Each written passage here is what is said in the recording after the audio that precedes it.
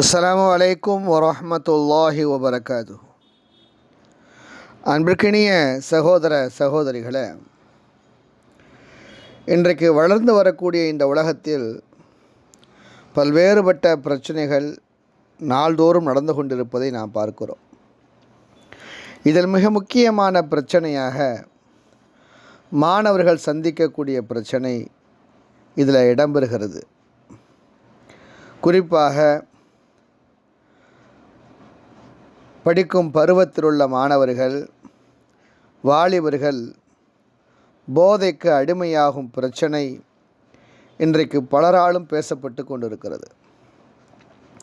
அரசும் இரும்பு கரம் கொண்டு இந்த போதை பொருளை அடக்குகிறது என்றாலும் ஆங்காங்கே சில இளைஞர்களும் மாணவர்களும் இது போன்ற இந்த பழக்கத்திற்கு ஆளாகி தங்களை தாங்களே அழித்து கொள்வதோடு இந்த சமூகத்திற்கு பெரும் தலைவலியாக துன்பமாக மாறி இருக்கிறார்கள் என்பதுதான் நிதர்சனமான உண்மை. இந்த போதைப் பொருள் எப்படி இளைஞர்கள் அதை பயன்படுத்துவதற்கு ஆளாகிறார்கள் என்று பார்க்கும் பொழுது, ஒன்று வீட்டு சூழல் காரணமாக இருக்கிறது. வீட்டு சூழலில் பிள்ளைகள் போதை பொருளை பயன்படுத்த ஆளாகின்றார்கள். எப்படி? தந்தை சிகரெட் பிடிக்கிறார், அதை வாங்குவதற்கு பிள்ளையை கொடுத்து அனுப்புகிறார். அந்த பிள்ளை தந்தை புகைக்கக்கூடிய அந்த நிலையை பார்த்து தானும் புகைக்க ஆரம்பித்து விடுகிறார். அல்லது வீட்டில் ஏதேனும் நிகழ்ச்சிகள் ஏற்படுகிற பொழுது, அங்கே மதுபானம் பாவிக்கப்படுகிற பொழுது அதை பார்த்து பழக்கப்பட்ட அந்த இளைஞன் பின்பு நண்பர்களோடு வெளியிலே இது போன்ற பழக்கத்திற்கு பயன்படுத்த ஆரம்பிக்கிறார். இரண்டாவது, சமூகத்தினுடைய சூழல். வீட்டு சூழலில் பயன்படுத்திய அந்த போதைப் பொருட்களை இந்த இளைஞர்கள் நாளடைவில் சமூக சூழலில் சக தோழர்களோடு பழகிக்கொள்ள அவன் முயற்சிக்கிறான். இப்படி அவன் போதை பொருளுக்கு அடிமையாக ஆகிவிடுகிறான். இன்னும் சில பிரச்சனைகள் என்று பார்க்கும் பொழுது குடும்ப பிரச்சனை இதற்கு காரணமாக இருக்கிறது. குடும்பத்தில் உள்ள எல்லா பிள்ளைகளிடமும் பெற்றோர்கள் சமமான அன்பு பாசம் காட்டி நடக்க வேண்டும். அப்படி நடக்க தவறுகிற பொழுது அன்பும் அரவணைப்பும் கிடைக்காத சந்தர்ப்பத்தில் தங்களுக்கு ஏற்பட்ட கவலையை மறைப்பதற்கு அந்த போதையை பயன்படுத்த ஆரம்பிக்கிறார்கள். இது போன்ற நிலை.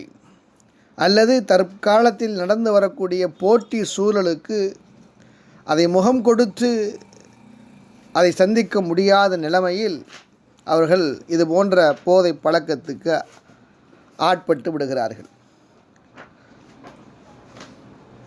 அதாவது சமூகத்தில் ஏற்படக்கூடிய தோல்வி மனப்பான்மை, அல்லது பரீட்சையில் தோல்வி, பொதுவான போட்டி நிகழ்ச்சிகளில் தோல்வி, படிக்க முடியாத பிரச்சனை என்று வருகிற பொழுது அவர்கள் போதைக்கு ஆட்பட்டு விடுகிறார்கள்.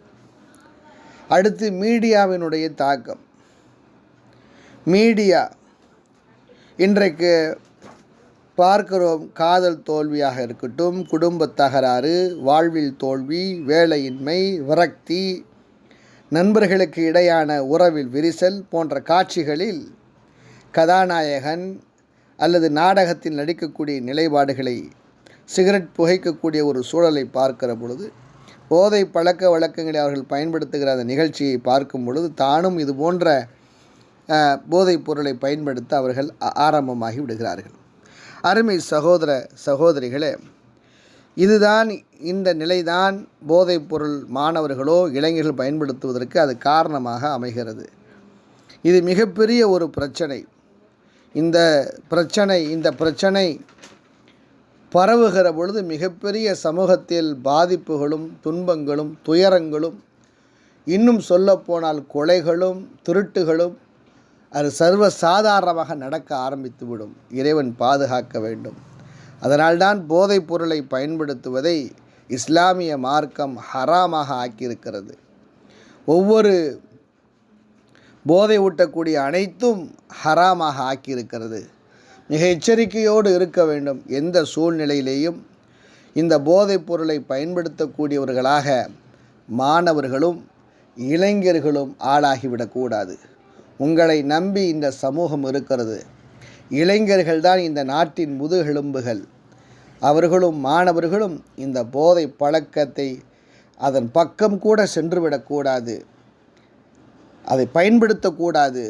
இறைவன் நம்மை பாதுகாக்க வேண்டும்.